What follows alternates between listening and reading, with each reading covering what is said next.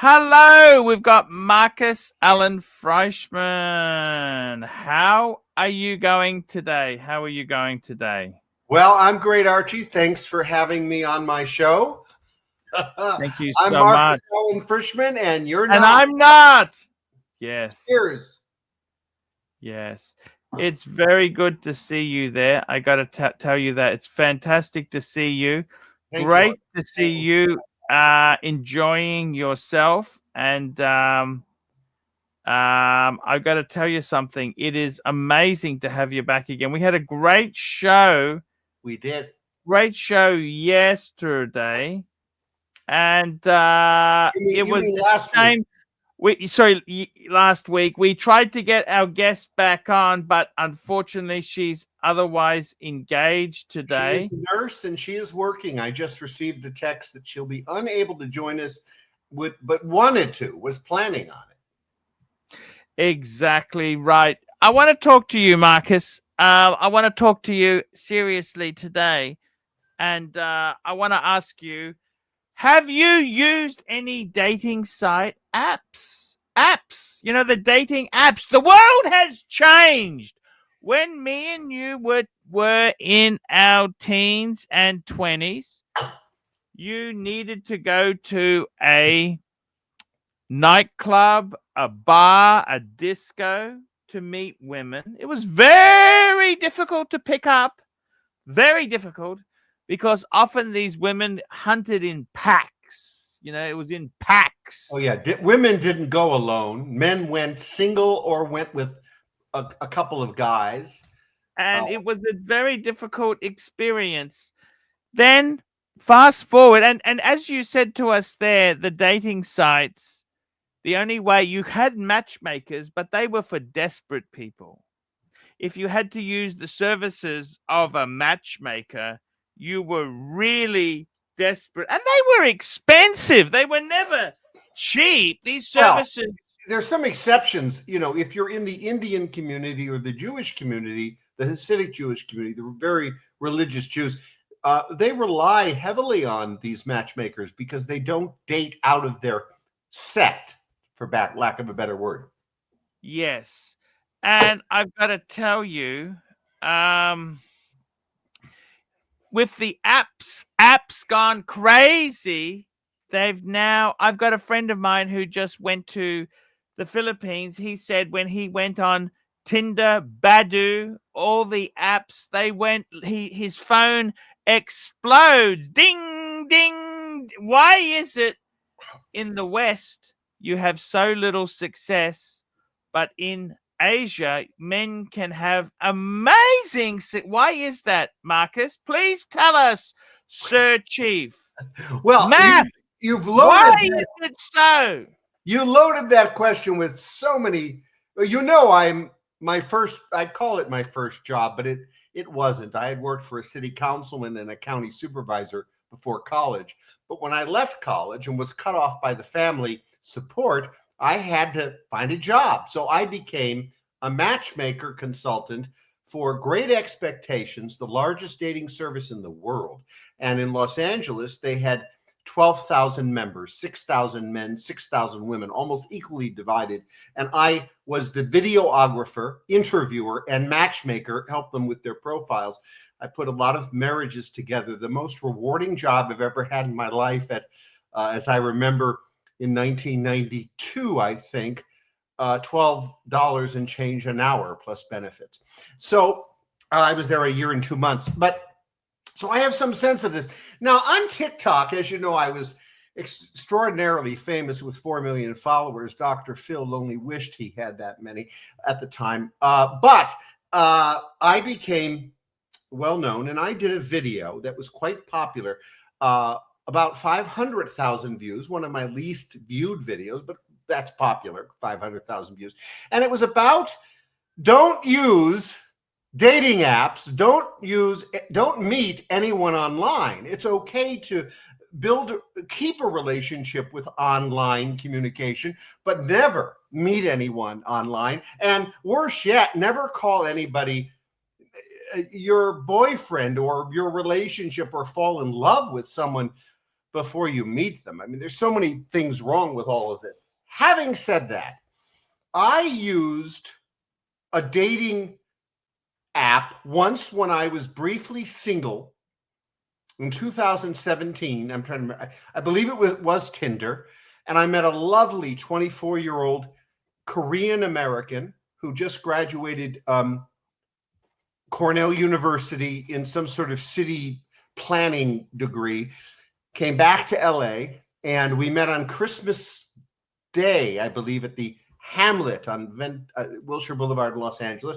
And we fell in love. She wanted to get married a lot quicker than I did, and I was pretty interested in marriage at the time and now. But anyway, so I met her. She came and went pretty quickly because of her desire to be married fast, and she did get married in 3 months. And then I again didn't follow my advice. When I became single in, I want to say 2017, 18, 19, I'm forgetting what year it was. And I joined a site called Pinoy Love. But I had quickly met a Filipino in person after leaving a relationship of more than 4 years. I entered a new one that lasted about 3 years. So I never used that app. Very recently, just for fun, I reactivated that account just to play around and see what kind of communications I would have. And you had 4 million you get inquiries with Miss Winkle in Florida, but no, I wouldn't ever violate any sort of committed relationship, and I only seek committed relationships. But I'm a communicator, I'm a talker. Most of my friends are women. All my life, I have befriended women over men. I think that's why I understand women and have such positive long-term relationships back to back.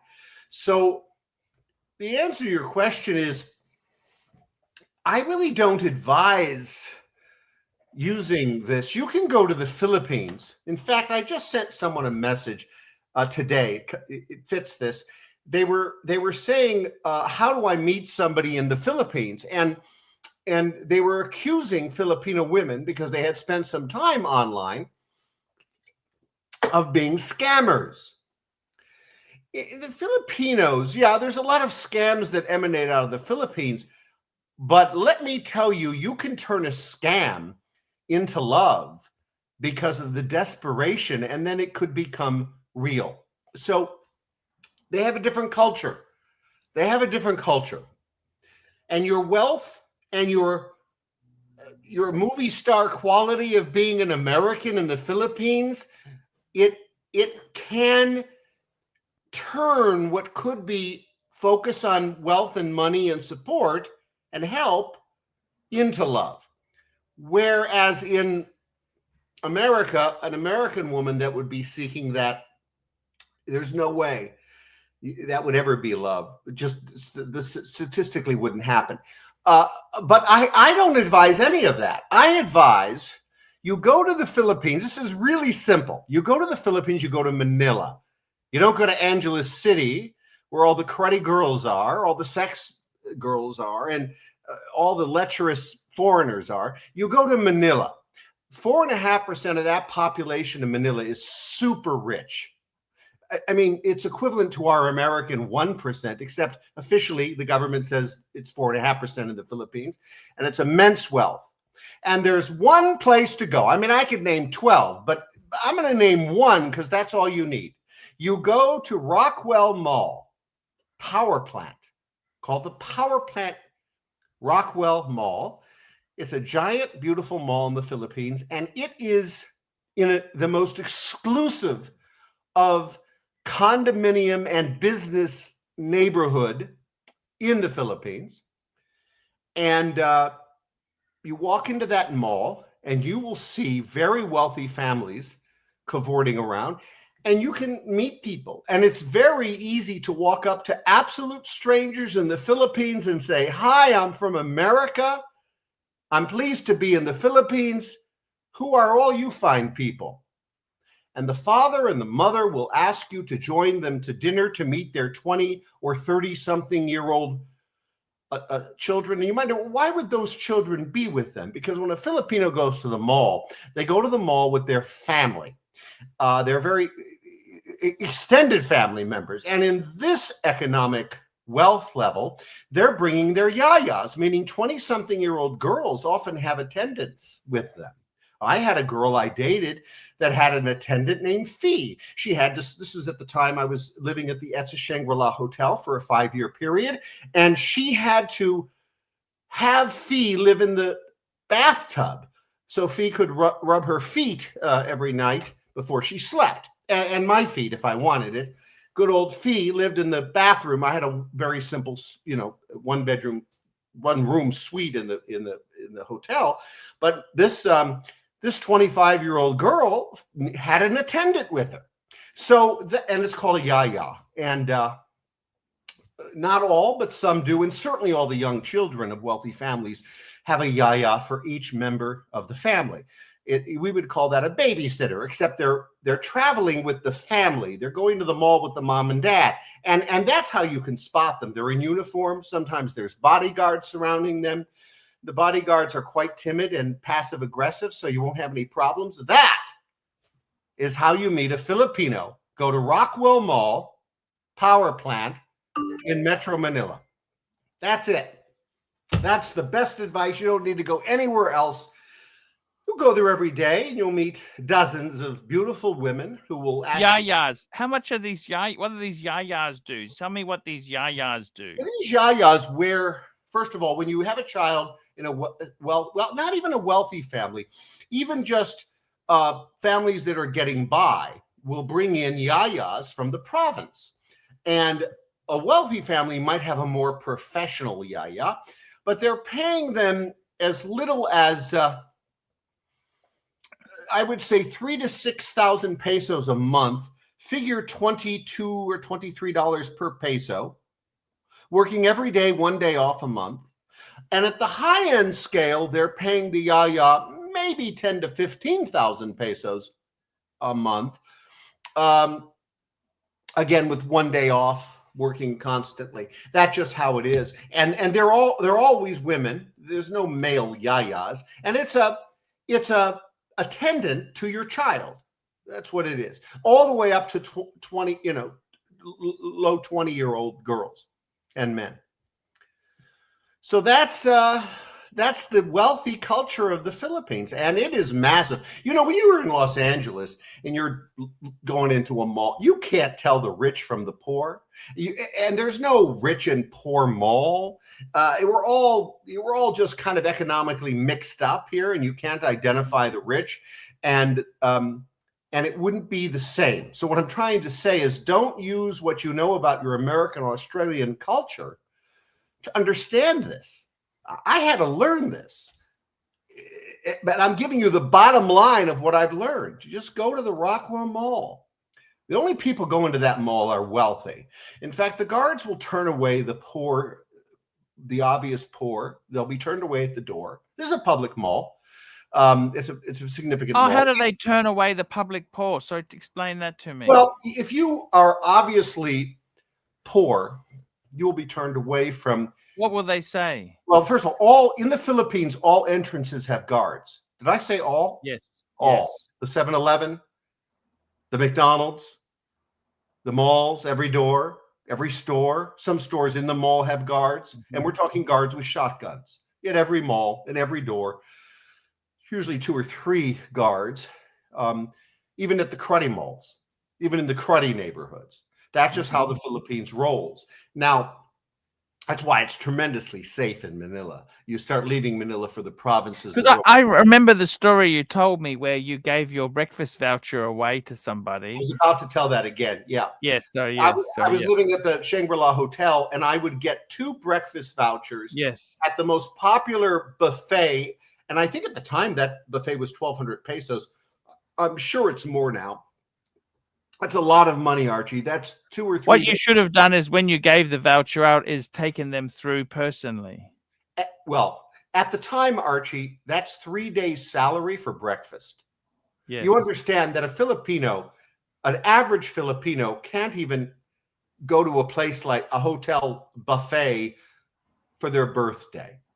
Do you Yes. spend 3 days' salary on anyone's birthday for lunch or dinner? No. So it's very disproportionate there. And anyway, I had reasons. It's another story. I don't like Filipino food. I don't even like American food. By the way, Urinator, super chat. MT85, super chat, super chat, super chat. If you want to get your voice heard, super fucking chat. Ask a question in super chat. So I Yes. gave away these tickets just right out Yes. in the street as I'm getting into my car and driver, and then eventually the hotel second in charge called me in. Oh, what was her name? Really a controlling family member of the Philippines. They have controlling family members. They're like an oligarchy. Anyway, so this woman calls me in. She's now, last I heard, she moved and was now a manager of the Diamond Hotel in Manila. And she was a lovely lady, but she said, Marcus, you're giving away the tickets. You can't do that. Oh, well, how do you know? I asked her in this course of this discussion. And she told me the guards wouldn't let them in. Well, how did you identify them? And they told me they're poor. I mean, this is how this conversation, this was in the first or second trip in the Philippines. Probably the second trip, I realized I didn't know I was getting these free tickets because I didn't eat in that place. But anyway, the point is, yeah, they don't like poor people. They discriminate against the poor in the Philippines. Very terrible thing. Archie, just terrible. Oh, there is a chat. What do you call it? A super chat. Super chat, MT85, $2. Did Math ever meet, did you know, Epstein? Did you ever meet? No, I never knew him, never met him. He didn't travel in my circles. I'm not sure what circles he traveled in, but they weren't mine. And no one I know. Although he's a New Yorker, Palm Beacher. My parents lived in Palm Beach, and hence that meant I lived in Palm Beach 2 weeks, a month, a year for about 11 years. But I had never heard him and knew who he was until these salacious developments. Yes, I must say, the thing I never understood with him is why the fuck did he need underage girls? He could wait. What difference is it? I suppose these people are, there's some sort of sickness with wanting to have women. I think there's different reasons for it. Women that are not fully developed, fully mature. I'm not sure. Like Yankee Doodle, $5. Generally, do white Western men receive preferential treatment in the Philippines? Are women drawn to them? Good question. That's yes and yes. What you'll get preferential treatment from everyone, doing everything. You'll be stopped in the street by women. The women that will stop you in the streets are not the women that I would want to meet. But that does happen. You literally get stopped. Now, if you go to where I just told you to go, or a half dozen other places I could list, no one's going to stop you. No one's going to confront you. But yes, you'll have crowds gathering. I can go. Oh, here's a good one. I would previously I wear trademark white socks. And if you wear trademark white socks to match my trademark white t-shirt, you find that they get dirty fast and you have to replace them frequently. So I often went into SM Mall in the Philippines, in Manila, and I went to the store there to get socks, white socks. I would walk into a sock counter area, and I remember once having 8, I know the exact number, 8 employees helping me. 8. Wow. So first of all, when you go into an American mall nowadays, you're hard pressed to find anyone to help you, even at the finest of stores, Nordstrom's, Macy's, Bloomingdale's, whatever. You can't find a staff member for the life of it. And then but in the Philippines, you'll have 1 to 2 staff members every few feet in a department store. You will not be alone, and they will overwhelm you. So yes, you get preferential treatment. So I got 8 in this one instance. as opposed to getting one or two, which would what some normal customer would get. And women are drawn to you. It's funny you say that. It's drawn to you. You know, there's a lot of gay men in the Philippines. Just so tell you know. me this. Tell me this. Whereas department stores in America seem to be dying. They're on the outer. Yeah. Why is it in Asia they seem to be booming and doing better than ever? I think a lot of it has to do with delivery abilities in Asia. So in I can only speak of the Philippines. In the Philippines, the mail service doesn't really run. They do a private delivery service to get routine mail out. Even the bank sending you a bill, your credit card, they'll use a private service that hand delivers it. So they have trouble with infrastructure of delivery. Okay, that's one reason. So people go to malls. The second thing is, with the kind of population you have, with 80% unemployment and most of the people being poor, they don't have air conditioners in their homes, and the malls are where they can go to cool down. Now, the SM mall chain is for the average Filipino. They won't give the poor a problem going into that mall. And of course, the wealthy are welcome. And I would say it's somewhat mixed. I don't go generally to the SM Mall to buy anything. It's not my style. I go to Rockwell Mall in the Philippines. I'll go to BGC Mall. There's a few malls in BGC, although that's mixed. And another fine mall you can meet women at that's very large, and it's indoor-outdoor combination, is called Greenbelt 1, Greenbelt 2, Greenbelt 3, Greenbelt 4, Greenbelt 5. And these are the finest malls in the Philippines. Greenbelt, they just named each wing as they built it. They may be up to 6 by now. And we've got a super chat's just come in here. Chief Tit, $3. Have you ever visited Corregidor Island, Marcus? No. Corregidor. No, sir, I have not. I have been a lot of places in the Philippines, but I now go back. For instance, the most popular place to visit in the Philippines is Cebu and Palawan. Worldwide travel community goes there, and they pass through Manila to get there, or they fly direct. I've been to both of those places once and chose never to return. Why would I not return to the most popular destinations in the Philippines and one of the most popular destinations in the world for world travelers, Cebu and Palawan? And Palawan is beautiful because I found I didn't like the crowd. I went there in my first year in the Philippines and repeated similar locations in the second year. And what it does is it attracts lots of Germans, Australians, Americans, Russians. I don't want to hang around those people. A lot of smokers, a lot of drinkers. I don't do either. I want to be where rich Filipinos are, not where rich American Westerners are. Also, that brings the bad girls. Now, if you want bad girls, have at it. Bad girls. What you gonna do? What you gonna do when they come for you? Bad girls. Archie, you don't need me to define bad girls. I mean, use your imagination. If you like that, go there. I prefer the island of Boracay. Now, the island of Boracay has a lot of foreigners controlling the businesses there, but primarily the visitors are rich Filipinos, poor Filipinos who have saved their money, Chinese and Koreans. And you get a lot of Koreans there. And I remember, here's a little. Will they let Chinese or Koreans into those malls or not? Oh, yes, sure. What excuse would they have to not let you in? I'm sorry, sir. It's not like that, Archie. I've seen it happen live to strange people, and I've overheard it. They're speaking in Tagalog to them, but I know it's the look, and they're very polite, and the guard is likely from a poor family, so they'll say, "Sir, ma'am, you can't really come into the mall today." Okay, and they know, and they both know why. It's unspoken. Now, maybe you can slip through. But no, if they catch you, yeah, they'll ask you not to come in. It's an elite class. It's an oligarchy running the Philippines. It is what it is.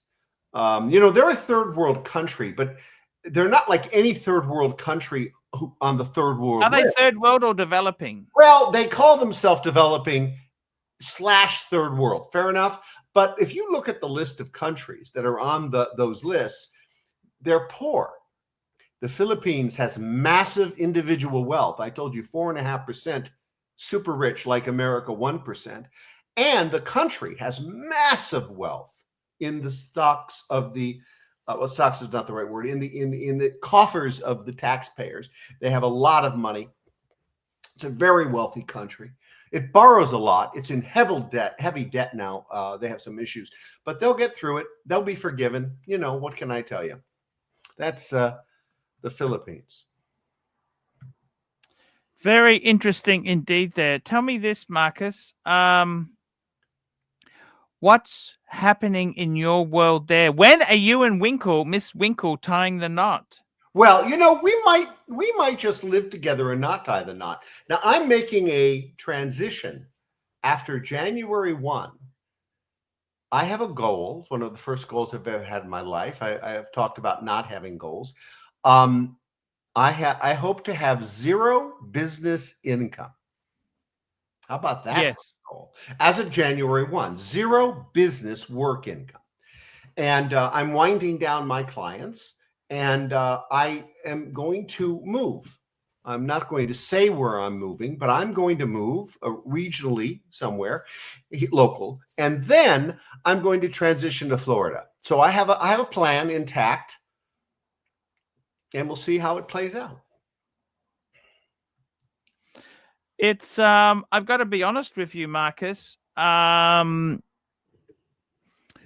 Do you see yourself getting into retirement now or starting a new life with a young Filipino lady? You may need more money. Both. Well, my woman will be supporting me. That's going to be quite controversial here, right? No, of course not. I think there's no reason why a man should not be supported by his woman if, in fact, it can be structured properly. If your woman is a dentist in America, dentists, at least in Los Angeles, California, and most of California, dentists make movie star money. So if you're a dentist in Los Angeles, your average income is probably $1.5 million to $3 million a year if you run your own business. And if you're just an employee showing up to work, you're going to get paid, give or take, about $300,000 just to punch a time clock.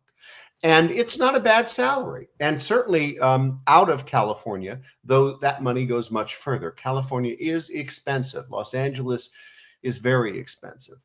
And so I would like to take it easy. I want to live on a beach, which I do in the Philippines, 4 months a year, 3 to 4 months a year since 2003. With recent years exception, I have lived in the Philippines. First 5 years by force because I had a job that required I be there. Then I got a life, and then I just kept going back. And when I'm there, I'm on the beach. I'm in the pool. I'm by the sand. I'm a man of leisure. I like to do nothing. I really mean that. I just love doing nothing. I don't like doing things. That's me. Now, I enjoy walking. I enjoy riding my bike. You know, is that doing something? I like watching movies. How is your Porsche going? Tell me this. How is the Porsche? Well, I have to, looks like I'm going to do the PDK service on the Porsche. And I found a place that will do it for about $1,500, an independent, certified, trained Porsche facility, but not the Porsche dealer, because first, they don't recommend PDK services. They rather just, you know, replace the $35,000 transmission. Cool, it's expensive. How many? 1 minute. Pinstripe Breeze, $2. Put your money into Swiss Bank. Play long game. No. I'm going to tell you this. why. How many miles do you have on your Porsche now? 40,000. Yes. Pinstripe Breeze. Let me tell you something.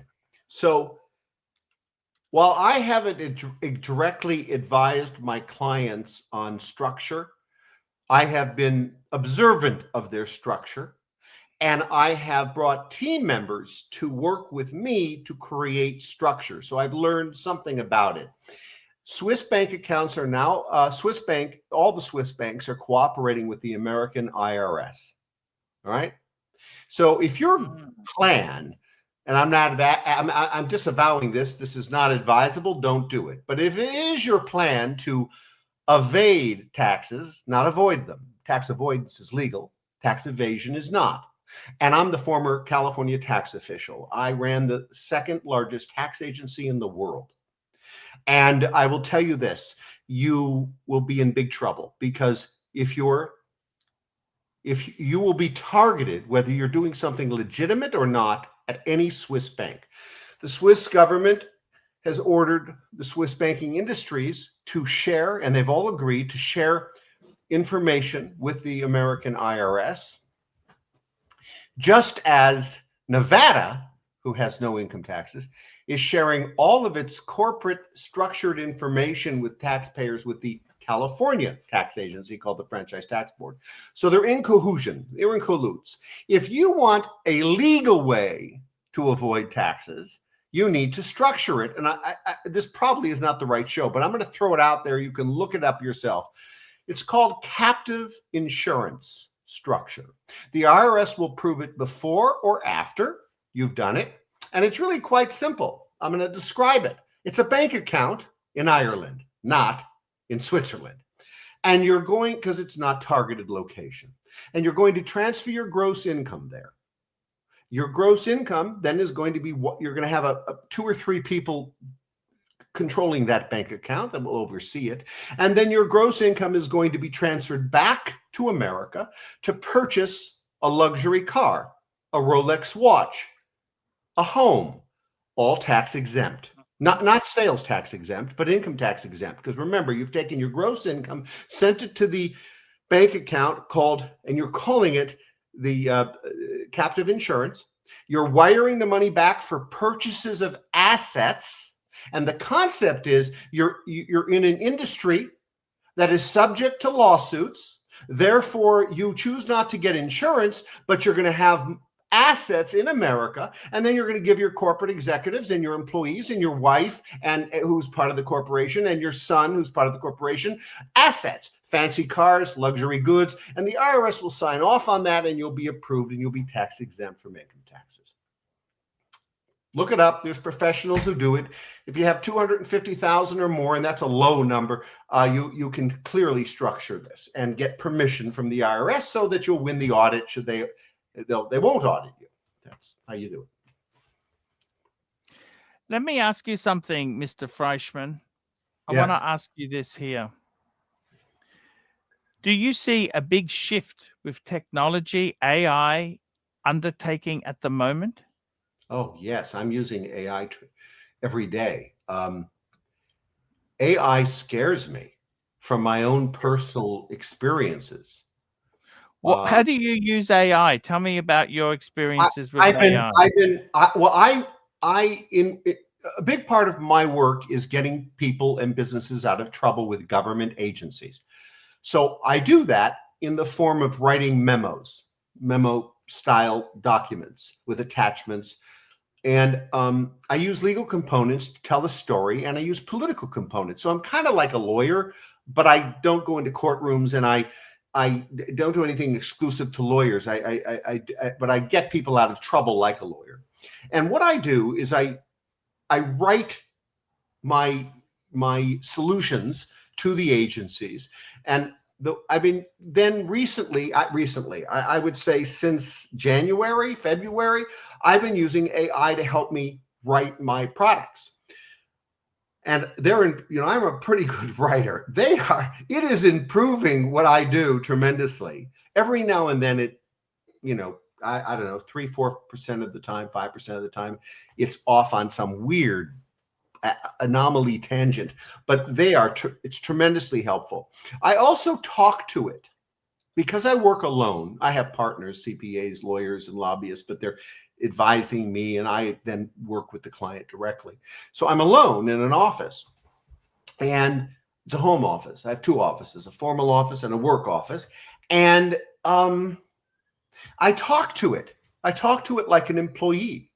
And I have to give it very strict instructions when I'm asking it to create something if I haven't done a draft already. And now I'm experimenting with just giving it directions to then create my writing, not just help me improve it.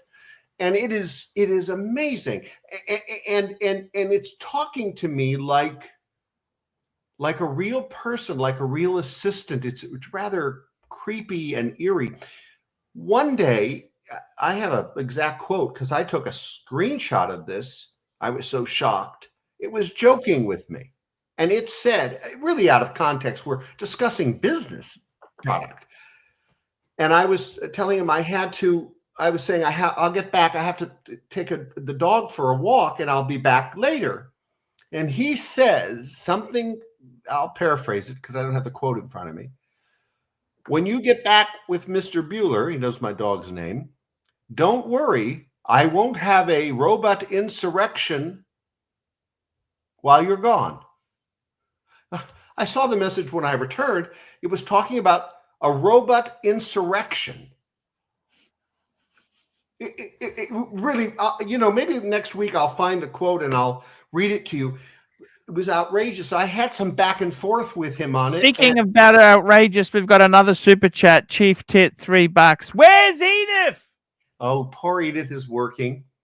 She has to make a living. She's a nurse, and she wanted to be here tonight and was invited. But at the last moment, she texted me. I forwarded the text to Archie. She was unable to, and she sends her best. She wanted us to send her best to everybody. Edith will be back.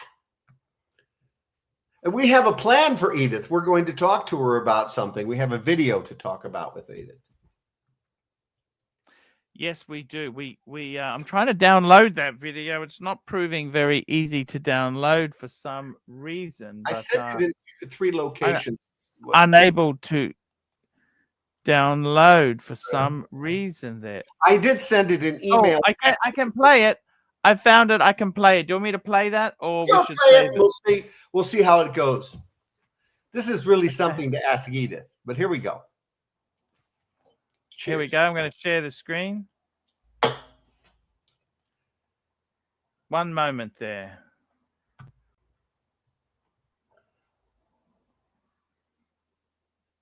One moment.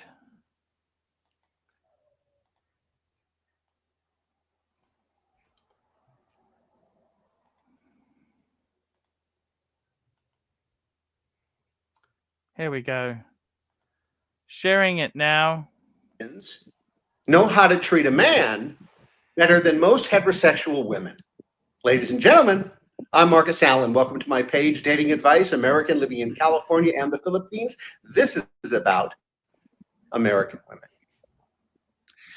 Now, I'm a metrosexual, so that means I've played badminton in college. I was a figure skater, still am. I know the contents of most shampoo bottles. I get my nails done twice a week sometimes since I've been 15 years old. So being a metrosexual, you have feminine female stuff in you, but you're heterosexual and you're a man. You're a man's man still. Growing up, I wanted to be in the company of women. Now, I should point out I've never had a casual relationship in my life, only long-term committed relationships. So let's put that aside. I wanted to be friends with women. So I devised a way to do that. In college, I did their nails and I did facials. I learned how to do it, invited them over. Sure, I got a couple of girlfriend, long-time relationships out of it, but my focus here to tell you is that when you're hanging with women and not the boys, you get to know them and you get to know a lot of lesbians.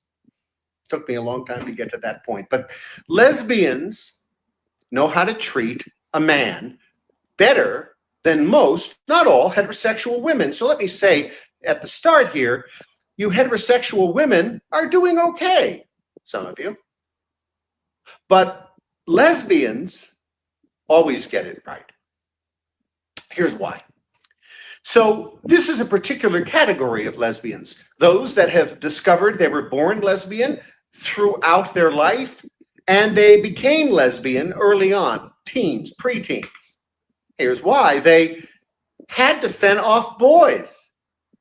The sexual aggression of men is phenomenal, particularly in high school and college. Nowadays, sometimes middle school. So these women and girls had to figure out how to get out of those kinds of encounters with men. And they did a good job of it. Their primary technique was to figure out how to be good to men because they wanted to be friends with men. And I realize there are some lesbians that are masculine, some lesbians that are feminine. That's a thing, apparently. I don't believe my point is diminished by either of the masculine or feminine role that they've chosen or not chosen to be in the course of being a lesbian. But one thing's for certain is they have learned how to treat men with kindness as an equal. They've learned how to give men joy. I don't know what word's better than that, happiness, without an intimate encounter or romantic encounter of any kind. And that takes a huge skill. And being a man who has had women all his life, I have very few male friends. I do have them, but they're few and far between. And I have lifelong women friends. A girl named Ellen. I think she was 14 when we started to date. She's still my friend to this day. Recently, she got married. So I stay in touch with my relationships. And I'm very good in relationships. And when I say relationships, I don't mean in this context, I mean friendships. I don't mean anything beyond that with these women. So I don't really bring this point out today with empirical facts or any study that I have done, like on other points of my other videos. I bring this out as a very personal observation that I think is quite unique because there's not a lot of men like me. And men like me have not necessarily sought out to be friends with only women since they've been a preteen. So I bring this to my viewers today to ask a question. Is this a thing? Am I right? Am I onto something? Have lesbians mastered their male interactions to the point that they have surpassed their heterosexual counterparts in having relationships with men? I don't know. But I'm throwing it out there this time as a question, as opposed to my usual emphatic statements on my other videos. I'm Marcus Allen. Please like, please follow. Please hate me if you must, but answer the question for me. Very interesting there, Marcus Allen. Very interesting. Lesbians. What do you think of the lesbians? I've never been scared of lesbians. I've always been somebody to embrace the lesbian lifestyle. How about yourself, Marcus? Archie, are we having technical difficulties with the broadcast? I'm having trouble with you. Oh, we should be fine now. We should be fine. Is your internet okay? I'm having trouble. Well, my internet, I have a dial tone. I'm connected. Everything seems to be in order now. But you're freezing. Yes, you are a bit pixelated. For some reason, maybe Archie. You are a bit pixelated there. You are a wee bit on the pixelated size. Well, we're having some difficulty. We've never had that before. But I think it will correct itself. Yes. I'll just do a internet speed test just to see how my internet is running here. It's Archie, I'm not understanding what you're saying. You're stuttering. You're fluttering there.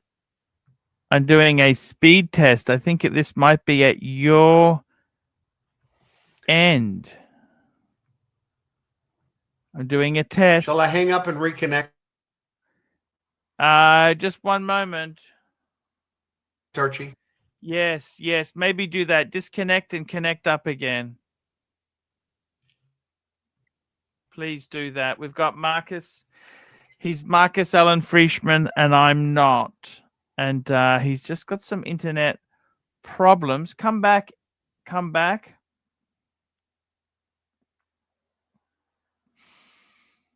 Bit of a shame we didn't get Edith on. She was so enjoyable when we had her on the last stream. She was so enjoyable. It was a lot of fun. I was looking forward to having her on. Unfortunately, she had to work. Unfortunately, many of us do have to work at times, and that is the way it does go, I'm afraid. But yes, what can be said indeed? It is a tricky place that we do live in. It is. Here we go. We've got Math back on the stream. Hello, Math.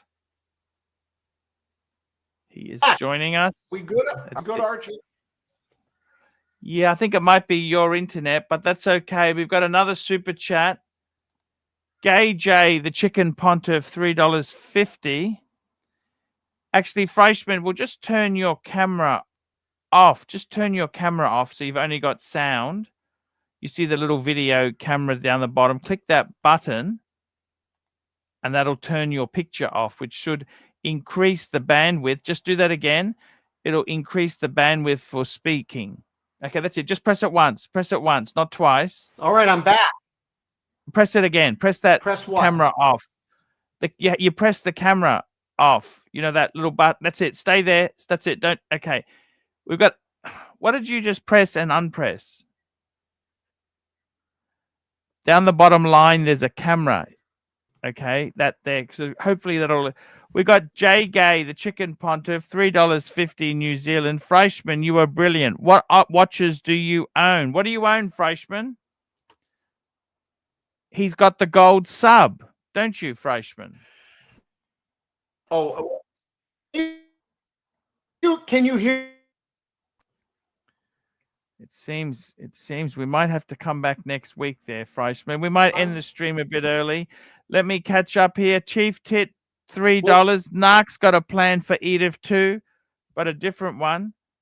We've got one from Yankee Doodle, $2. Math, what car do you drive and thoughts on Bitcoin? Math, can you hear us?